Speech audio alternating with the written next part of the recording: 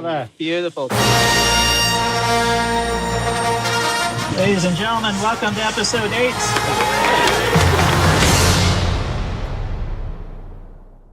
Did you enjoy playing such a strong, heroic female character, and if so, why? I did. But I also enjoyed that she's not just those things. Ray is kind of a simple young woman, and she just gets swept onto this incredible journey. So to play a role that's so nuanced and an incredibly emotional role was thrilling, because it wasn't what I expected. I don't think it is going to be what people expect, and that is incredibly exciting. Yes. What do you want girls to take away from the movie? I would love, firstly, girls to enjoy it as a whole, and secondly, from Ray, I hope they feel uplifted and hopeful, and perhaps see themselves in her somewhere, and feel joyful. What does it feel to be a star in a movie franchise that has such a following? Do you feel a responsibility to the fans?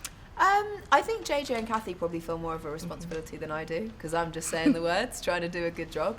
But of course, we all hope that everyone's going to enjoy it. But there are a lot of people to please. There are the old fans who have certain expectations, and there are new fans who hopefully will come on board who perhaps haven't been so immersed in Star Wars before.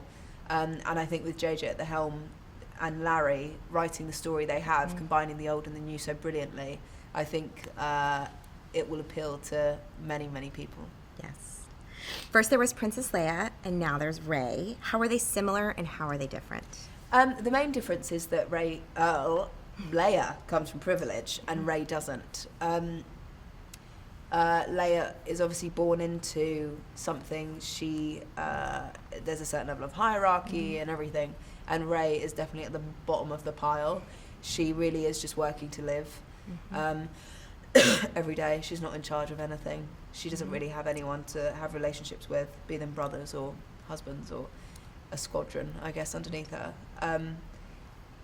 Similarities are that they're both women trying to make their way in the world, and they're both pretty kick-ass. Yes. Talk about the importance of music in this film. Well, we went to go and see the scoring with John Williams a few months ago, which was unbelievable, because you watch what's going on and the scenes are already incredible, and then adding the music to it, it's like another thing. It's like seeing a whole other thing, and I had to leave at one point because I was pretty emotional. So to see that all come together, I can't wait. It's absolutely stunning. It's going to be amazing. You jumped right into the movie by filming in the deserts of Abu Dhabi. What did you learn about yourself from that experience? Abu Dhabi for me was a real baptism of fire. I was incredibly nervous, like I really was. And looking back, it's amazing because Rey's journey begins in Jakku, and that's where we began filming. I learnt that even though I am terrified a lot of the time, and even though I don't know what I'm doing, with the right support and the right people around you, you can break through boundaries. You might put on yourself restrictions you might think that you have, and do some really cool stuff. Great. What was it like for you as a young actress to play opposite Harrison Ford, Carrie Fisher, and Mark Hamill? Harrison, Carrie, and Mark are all brilliant people, and they're all incredibly different because they're different people, united by this incredible thing. And they were all so excited to come back, and that is incredibly joyful for us. Because coming into this, you think, who knows better than they do about what story should be told and how excited we should all feel. So they really set a precedent. They're all incredibly kind and warm and funny and wonderful to work with. And it never really felt like we were the newbies. It just felt like a group trying to do the best film, trying to make the best film possible. Right. If you had to describe your experience making this film in one word, what would it be and why? In one word, a roller coaster.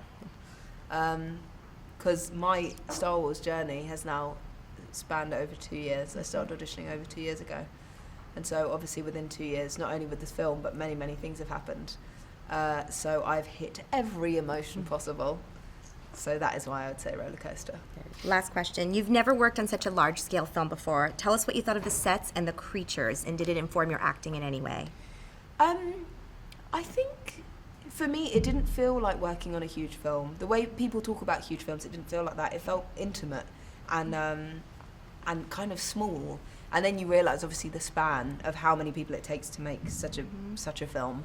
But the creatures are insane, insane, and of course they inform, because they set the tone. In the desert, in particular, where we started, the creatures were there already setting this tone of Star Wars. There's humanoids and creatures all working, aliens all kind of working side by side. I can't remember what the other part of the question was. Did it inform your acting in any way? Yeah, it really helped. JJ and Kathy wanted to really base everything in practical effects, and having creatures really there was nothing to imagine. They were just right there in front of you. So it was incredibly helpful. Yeah. Okay, Star Wars fans, for Return of the Jedi, did you know that Harrison Ford suggested that Han Solo sacrifice his life to save his friends? But George Lucas declined. What do you think? Would it have been a good idea? For this and more movie facts, click on more videos. Or for more trailers, click on the playlist.